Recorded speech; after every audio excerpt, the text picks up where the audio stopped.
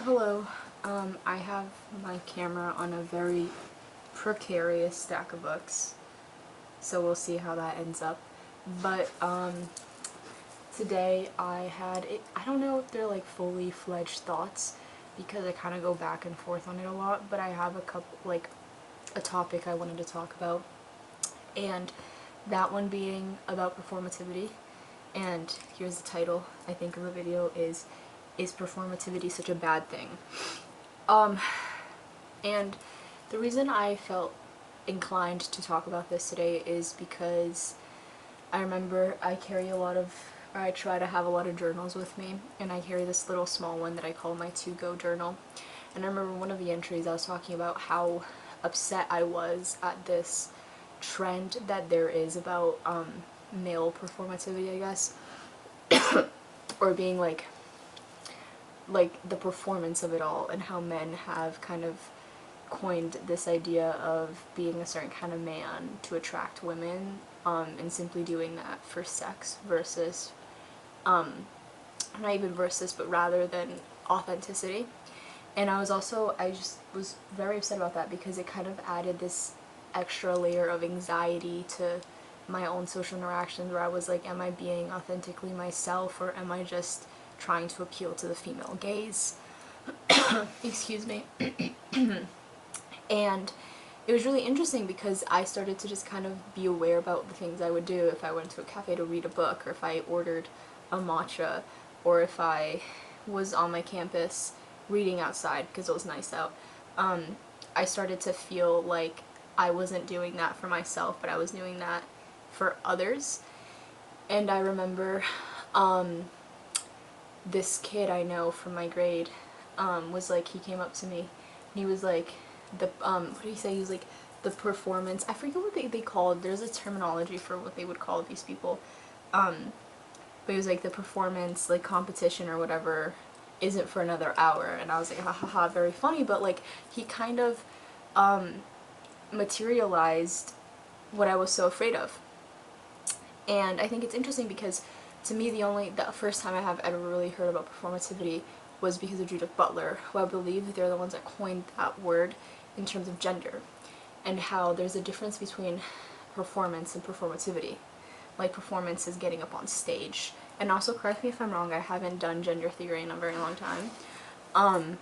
But this idea that gender is something that you perform, but it's different than performance in the sense that you're not going up on a stage. The stage is society itself. It's the way that you dress and the way that it appeals to you. You're performing as, say, a woman. But that's not performing, it's performativity. And then there's a difference between those two words.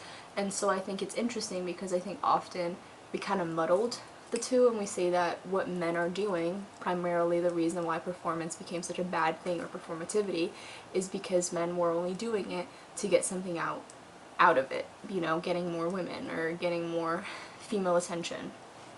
And so I think it's interesting how this very much woke idea of gender, in the sense that it's very different than the conservative view of about gender and sex, and how they're kind of more like one and the same than they actually are, has become so mainstream. Because I think that, you know, 10 years ago, if you talked about performativity, about gender performativity with someone, they wouldn't have that many beliefs on it. But I think nowadays a lot of people do, because it has become mainstream and it has become trendy almost. And so I think it's interesting because now I think it's become tainted in a bad way. But I've always thought performativity was, in essence, a good thing, because it is how you can get validation through the actions you take, the way that you dress, the way that you talk, the way you present yourself, and it can become validating because you actually have control over that. Where else I feel like now performativity has become about the gaze of the other, and how you are perceived through that gaze versus what you're actually doing to sort of be perceived. It's more, I think it's kind of become more about the perception of the other versus it used to be about your own perception to the other, if that makes sense. And I think that a big part of it is very patriarchal. The reason that I think I have such negative feelings around it now is because it has been tainted by this male gaze, or this male need to have a transaction between your own validation for yourself and what you can gain from others. Like, I like to dress a certain way, but it's not primarily because I'm trying to gain sex from it or gain female validation. It's mostly because I want to be able to dress for myself. It's like the whole phenomenon that men are like, God, you put on so much makeup, and then women are like, well, I'm not doing it for you. And they can't understand that, because it's like the way you present yourself to the world, if you are sort of giving some effort into it, there has to be a reason for it, versus doing it for yourself. Like, if I'm going out, even if it's just to the grocery store, maybe I want to put on clothes that still feel true to myself, only because I want to feel true to myself when I'm going grocery shopping. And I don't necessarily think that that expression, especially with cis straight men, is very necessary, because they don't necessarily need to go out into the world trying hard to still get with women, you know? And they still get the validation of just being a man. Like, if you think about how we rate male attractiveness as there's female attractiveness, or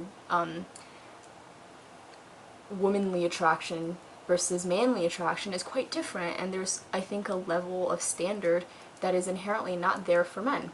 You know, you don't expect men to be wearing glamorous makeup to go out, and so when you look at a man and his face is mostly natural, you're actually seeing him with his natural attributes and then assigning a value of attraction to that. Versus a woman, you automatically see a woman that maybe isn't wearing makeup, and you might think to yourself, well, she's automatically not attractive, simply because the standards are so different. And I think that performativity used to have its own little niche bubble that has been burst because of, in a way, patriarchy, but also I think that the sort of contemporary trends that surround it now. And I think it's all just interesting, but also I wonder what Judith Butler, for example, has to say about it. Thanks.